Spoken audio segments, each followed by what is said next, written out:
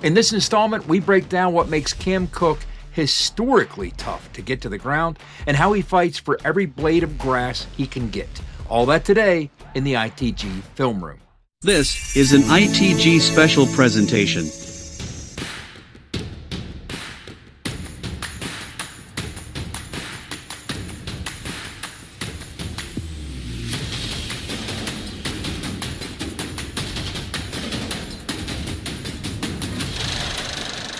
Welcome to it, folks. I'm Jed Drenning, and you are in the gun.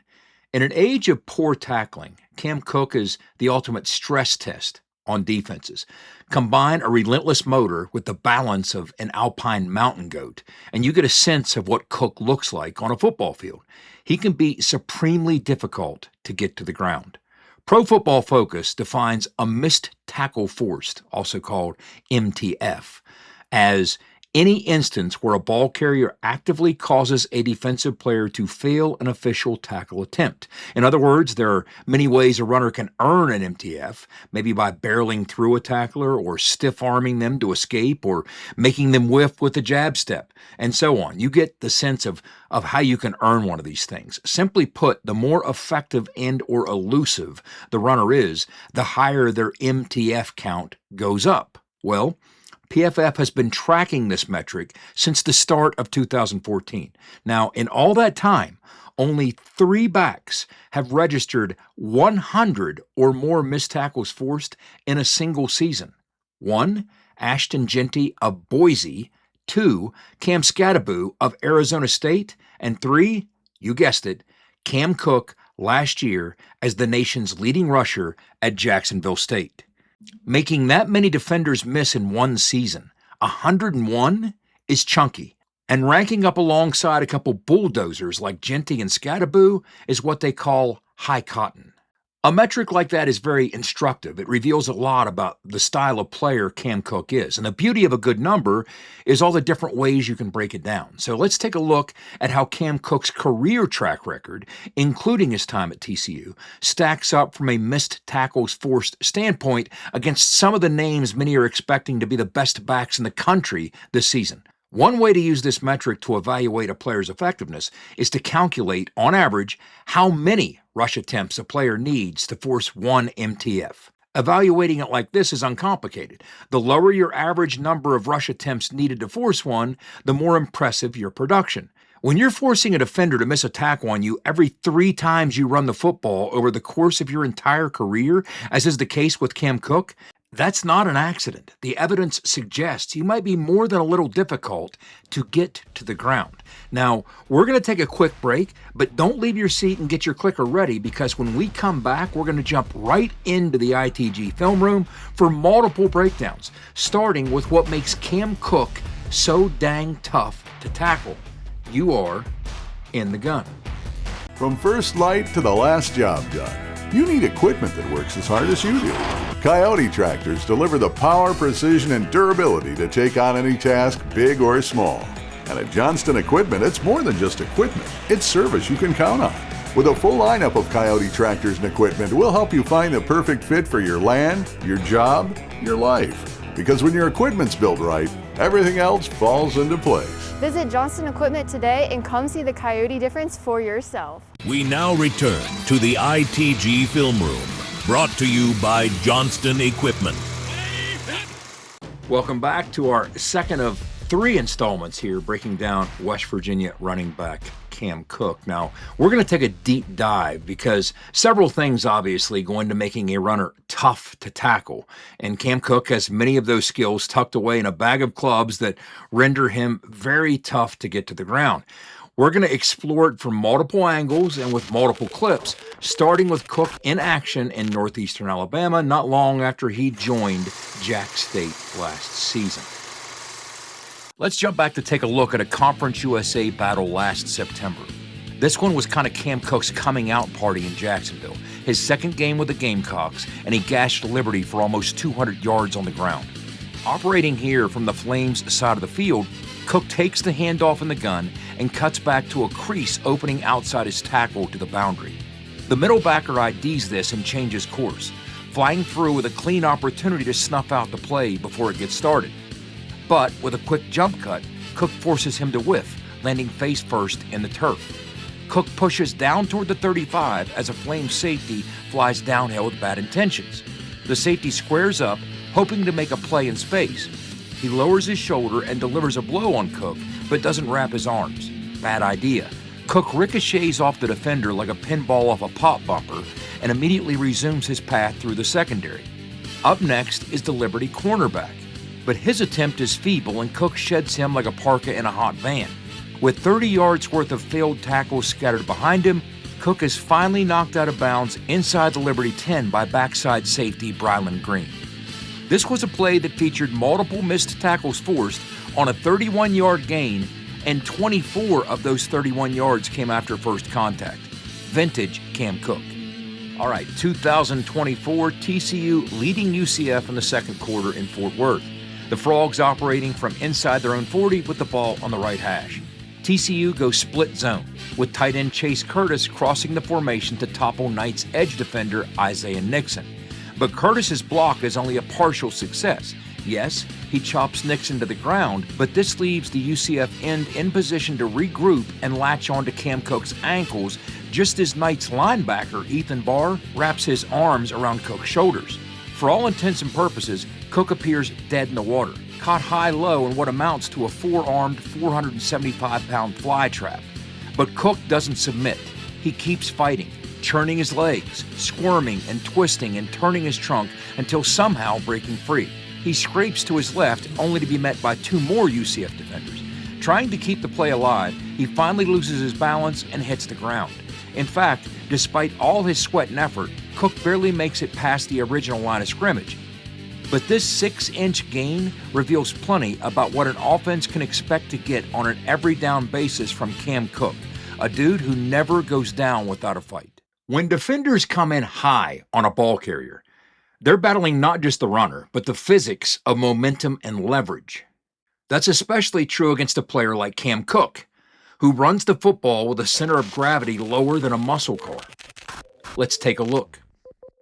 Watch this Murray State safety last season try and square up as Cook plants a toe and gets north.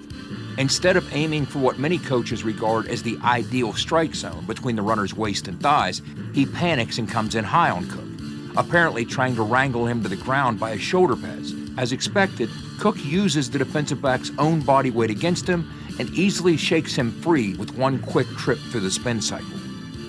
The Gamecocks at their own 10-yard line with the ball on the right hash against Sam Houston State. Cam Cook takes the football and pops through the first level. The first defender in position to make a play is the Bearcats safety coming in from the wide side, lining Cook up in his sights from the 16-yard line. But as the defender comes in at waist level, Cook quickly dispatches him with a lowered shoulder before chopping his knees and escaping up the sideline. There, another Sam Houston defensive back is bearing down on him as he approaches the yardsticks. The defender reaches out with both hands above Cook's hips as he passes by, easily shaking him off with a quick nudge and push. Cook is now on the verge of breaking into the clear. A Bearcat cornerback is closing fast, but the feeble effort he puts forth is the kind of thing that gets you laughed out of the film room on Sunday. Cook is about to shake his third tackle in as many tries, tightrope the sideline, and regain his balance to accelerate into space on a 73-yard odyssey of a scamper that takes him all the way down inside the Sam Houston 20-yard line. Part of a 218-yard rushing effort that Cook registered for Jacksonville State that night. Jack State at Middle Tennessee last fall. Cam Cook takes the handoff and, facing immediate penetration, looks north to escape a suddenly cluttered backfield. As Cook tries to slip free, Blue Raiders defensive tackle Shakai Woods, feeling that the strength behind his 280-pound frame will be enough to do the job, reaches one big paw toward the first white thing that crosses his face, Cook's shoulder. But Woods is too high. Cook's power is coming from his legs, and he keeps them churning straight into a spin move that absorbs Woods' momentum and sends the big defensive tackle sailing onto the turf. Cook swirls back into balance and springs toward the near sideline, picking up additional blocks as he navigates his way through the MTSU defense. Cook slices through the secondary, breaking free of three more Blue Raider defenders before finally getting tracked down inside the Middle Tennessee 25-yard line. A 50-plus yard game changer on a play potentially dead in the water behind the line of scrimmage. Cam Cook's suddenness jumps off the tape. For 20 yards, there might not be a faster player in college football. His short area measurables support what you see in the game film. As a junior at Stony Brook High in Round Rock, Texas, Cook ran a scorching 4.01 second short shuttle. To put that in perspective, Cook's high school shuttle time would have been the fastest among all positions recorded at last year's NFL Combine in Indianapolis. Moreover, Cook has been clocked at a blistering 6.75 seconds in the three-cone drill. From a scouting perspective, anything in the 6.7s in the cone drill generally indicates a top-tier player in terms of bend, acceleration, and ankle flexibility. Exactly the kind of skills that help forge a dangerous runner of the football. Short area quickness helped Cook lead the nation last year by a wide margin with 64 plays from scrimmage of 10-plus yards. That's rushing and receiving plays combined. Cam Cook is a dynamic runner with elite burst, but don't confuse that with elite speed.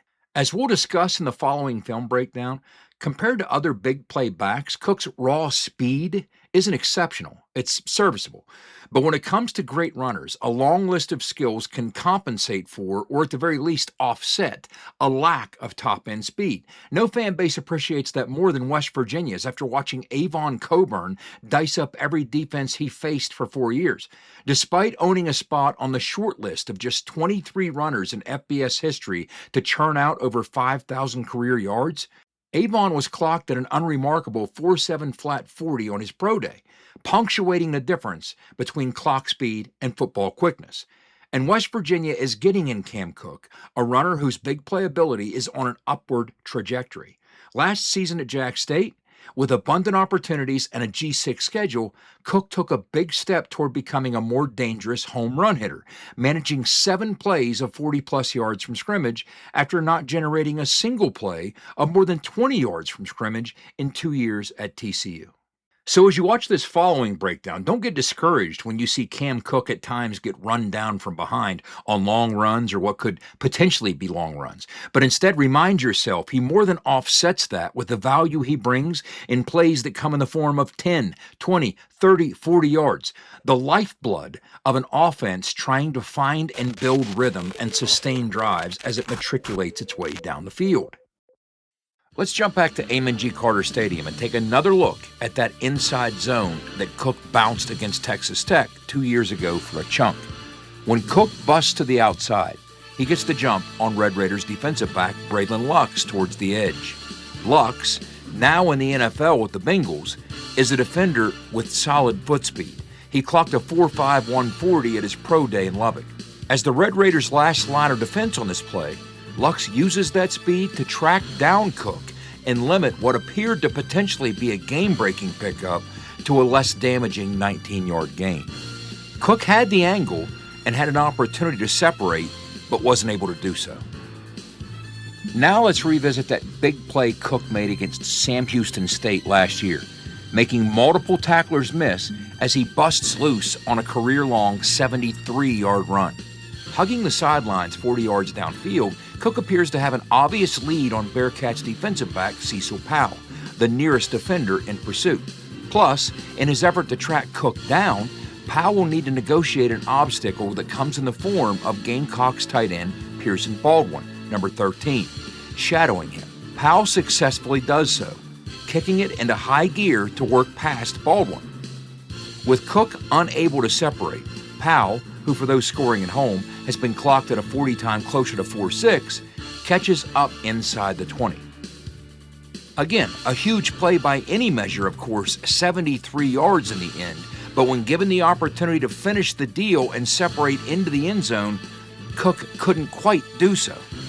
But make no mistake about it, limited top-end speed for a productive back does not mean limited burst. One shortcoming in no way translates to the other. To the contrary, quickness and acceleration are what enabled Cam Cook to lead the nation in rushing last year at Jack State. When it comes to those intermediate range gains that propel scoring drives or help an offense win in the red zone, Cook might be the most lethal player in college football. In fact, all 25 of Cam Cook's career rushing touchdowns have come in the red zone. Watch Cook 2 years ago against SMU. He takes the handoff in the gun and, seeing congestion, bounces the football and makes a beeline toward the pylon. But Mustangs defensive back Ahmad Moses has Cook outflanked. Overcoming a leverage deficit in such tight quarters against Moses, a former high school track standout at Mansfield Summit High in Arlington, shouldn't be easy, but Cook makes it look that way. He kicks immediately into high gear and turns his hips to shake free of the diving tackle attempt by Moses before waltzing into the end zone for a Frogs touchdown.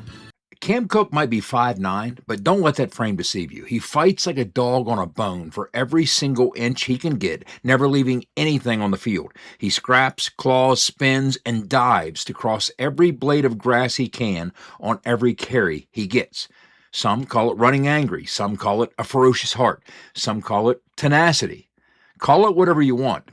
But playing for a program and a state that prides itself in earned success, this might be the feature of Cook's game that will win West Virginia fans over first. TCU hosting Oklahoma State opening quarter. Frogs on a second and short with the ball at the Pokes 32. TCU snaps the ball with the Cowboys still struggling to get set, and Cam Cook uses their misalignment against them, bouncing the ball outside right tackle when he sees Oklahoma State has a soft edge to that side. Cook quickly picks up the first down and plenty more. He gets cleanly upfield before seeing 5 unblocked defenders converging on him near the 40. At this point, Cook has a nice 10-yard chunk under his belt, but he wants more, and he's willing to put himself in harm's way to get it. At the 41-yard line, Cook plants a foot and dives headlong into the final 2 Cowboys defenders before him. They come down on his back as Cook lands awkwardly with the football inside the 38, tacking on an additional 3+ yards to this play through nothing but fearless grit. How many of Cook's national best 1,659 yards at Jack State last year were earned like this, by a runner hell-bent on straining to take every single inch with him into the locker room? Football is a game of physicality and leverage. Lowest man wins isn't just a catchphrase, it's a fact. And Cam Cook's compact frame enables him to win the critical battle of pad level against most defenders. As Cam Cook cuts upfield to bang this outside zone against Middle Tennessee, he's met in the hole by linebacker Parker Hughes, the Blue Raiders' leading tackler. The two collide at the 41-yard line. Immediately before contact, Cook bends at the waist, one last push to get lower and win leverage. When a defender's head jerks back, as Hughes does here, you know the runner indeed got low. Upon impact, Cook is anticipating Hughes to follow form and wrap him securely. When he does, Cook without delay spins back inside to what he feels is the weaker side of the hit delivered by Hughes, allowing him one final push before falling backward for extra yardage. All told, this effort by Cook rewarded him with 3 additional yards after first contact. It's subtle little exertions like this, performed several times a week, that help the nation's rushing champions stack pennies and stay ahead of the pack. Jacksonville State at UTEP, operating from the right hash. The Gamecocks set Cam Cook in the slot to the wide side, then bring him back across in motion on a jet sweep into the boundary. With limited space to escape, Cook quickly finds himself facing 2 unblocked defenders. The Gamecocks are outnumbered here, and it's obvious from Jump Street that this isn't going to be a play for the time capsule. But for a runner who isn't afraid to stick his face in the fan, there's still something to be found here. Utilizing the momentum afforded to him by the jet motion, Cook sees the 2 UTEP defenders but doesn't ease off the gas. At full speed, he bends and lowers his shoulder, barreling into Miners cornerback Neil Campbell, whose head jerks back like a truck hit him in the face. Cook rolls through Campbell just as UTEP linebacker Micah Davey leaps onto his back, finally dragging him down at the 45.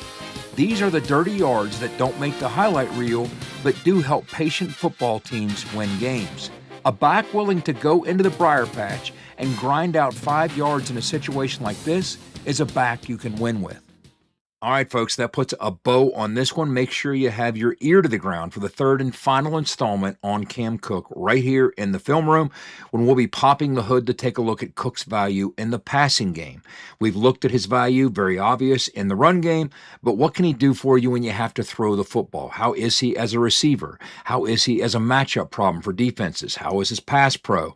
Can he ID blitz keys and face the music against the big dudes that are paid to hit the quarterback? That's the stuff we'll be looking at in part 3 on Cam Cook right here in the film room, and you won't want to miss it. Meanwhile, we say it all the time, please remember to like, comment, and subscribe. It really does give us a hand here. So just take a second, hit that sub button, and it will be behind you, and you'll be in the fold here at ITG. Thanks for watching and or listening, and remember to be an ear and tell an ear about your new favorite WVU football podcast. You've been in the gun. The fun doesn't have to stop here. Be sure to hit subscribe and never miss an episode. Join us again next time. This mission is over. It's over.